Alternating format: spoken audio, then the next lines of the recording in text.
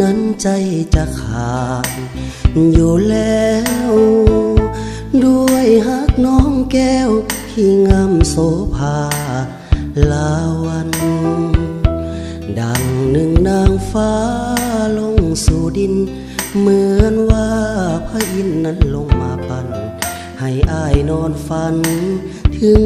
น้องหัวใจอ้ายนี้แม้นมีทางถอดออกได้อ้ายจะถอดไว้ให้นวลน้องนางขอบคอจะอยู่ขอบฟ้าทินแดนใดถึงจะแสนไกลอ้ายก็จะต้องกลับมาหาน้องสักวันสา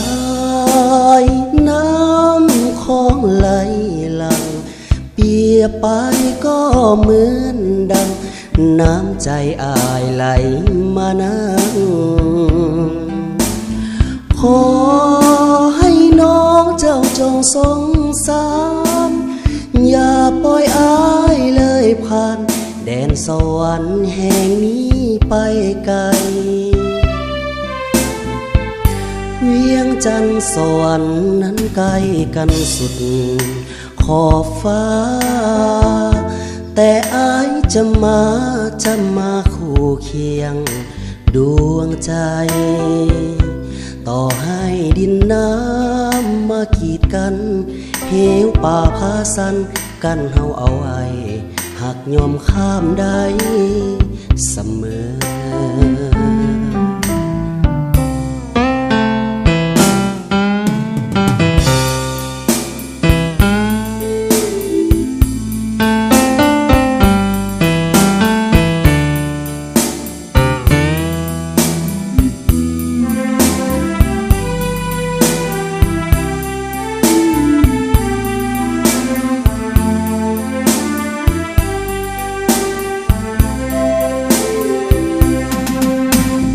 สา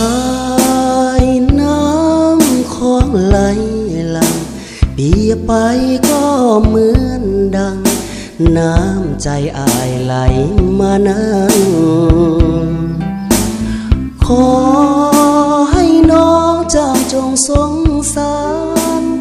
อย่าปล่อยอ้ายเลยผ่านแดนสวรรค์แห่งนี้ไปไกลเวียงจันทร์สวรรค์นั้นไกลกันสุดขอบฟ้าแต่อ้ายจะมาคู่เคียงดวงใจต่อให้ดินน้ำมากีดกันเหวป่าพาสันกันเฮาเอาไว้หากยอมข้ามได้เสมอ